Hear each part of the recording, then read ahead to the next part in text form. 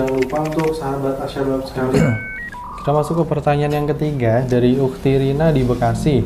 Ustadz, bagaimana hukum tarawih yang sesuai dengan tuntunan? Apakah diharuskan ada kultum sebelum tarawih ataukah seperti apa? Iya.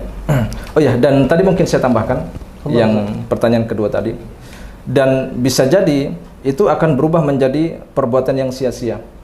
Karena kata Nabi sallallahu alaihi wasallam, "Laisa siyam minal aklis syarab."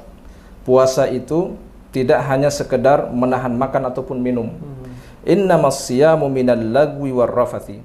Siam itu, puasa itu juga menahan diri dari perbuatan yang sia-sia, perbuatan yang tidak bermanfaat dan perbuatan-perbuatan yang keji, kata Nabi sallallahu alaihi wasallam. Makanya Nabi sallallahu alaihi wasallam mengatakan, "Kam min shaimin laisa lahu min siyamihi illa al-ju'i wal 'atash." Berapa banyak orang yang berpuasa tetapi mereka tidak mendapatkan apa-apa dari puasa mereka kecuali hanya lapar dan haus dahaga, kata Nabi sallallahu alaihi wasallam. Ya. Adapun tadi yang pertanyaan ketiga tentang Salat tarawih, Ustaz. Ya, salat tarawih dan kultum ya. Ya, kultum. Ya, dan kultum. Ini pernah dijawab oleh Syekh Utsaimin rahimahullah tentang kultum. Kata beliau, kalau kita mau kultum itu sebaiknya disampaikan setelah tarawih. Artinya salat Isya, kemudian kita tarawih, witir, lalu setelah itu atau mungkin sebelum witir kemudian kita melaksanakan kultum seperti tadi. Kenapa? Karena bisa jadi di belakang kita ini ada orang yang punya kebutuhan. Mereka buru-buru, mereka punya hajat, ada orang tua, mungkin mereka tidak kuat lama-lama untuk berada di dalam masjid. Maka tidak boleh kita untuk berlama-lama. Ya.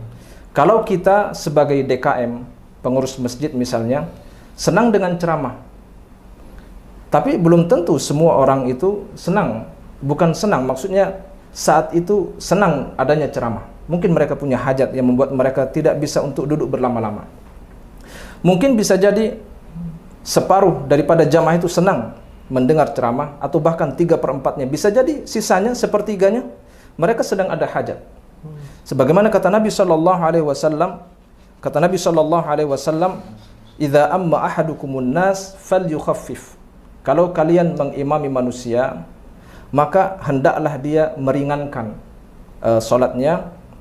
Fa inna min waraihi dhaif. Mungkin di belakangnya ada jamaah yang lemah. Wal marid, mungkin ada yang sakit. Wadhil hajah, mungkin ada yang punya kebutuhan. Sehingga ketika mereka, karena kita mengutamakan separuh atau bahkan mayoritas daripada jamaah masjid karena senang adanya kultum, akhirnya kita menyengsarakan dan menyulitkan sisanya. Ya, maka sebagai pengurus masjid kita harus di sini membuat standar bagaimana agar semuanya lega.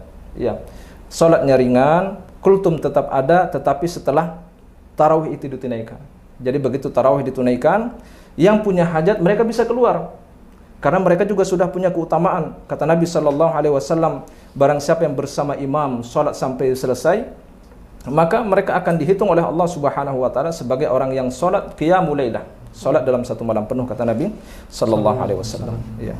Demikian, wallahu a'lam bishawab. Jadi memang untuk kultum itu tidak wajib sebetulnya, Ustaz, ya? Dan itu tidak wajib. Ya.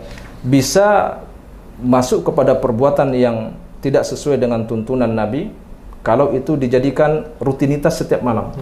Ya. Jadi kalau dia dilakukan rutinitas malam, berarti kita anggap dia sebagai bagian dari tarawih. Kita anggap dia sebagai ibadah yang harus bersama tarawih. Ya. Maka ini bisa menjadi perbuatan yang menyelisihi daripada petunjuk Nabi sallallahu alaihi wasallam. Ya. Kalau kita mau kultum setelah tarawih, dan itu jangan setiap malam, sesekali begitu. Sekali ya. Mungkin misalnya di akhir pekan, yang di akhir pekan, sekali aja gitu. Ya. Atau mungkin 2 kali sepekan. Intinya tidak setiap malam gitu. Baik, Ustaz.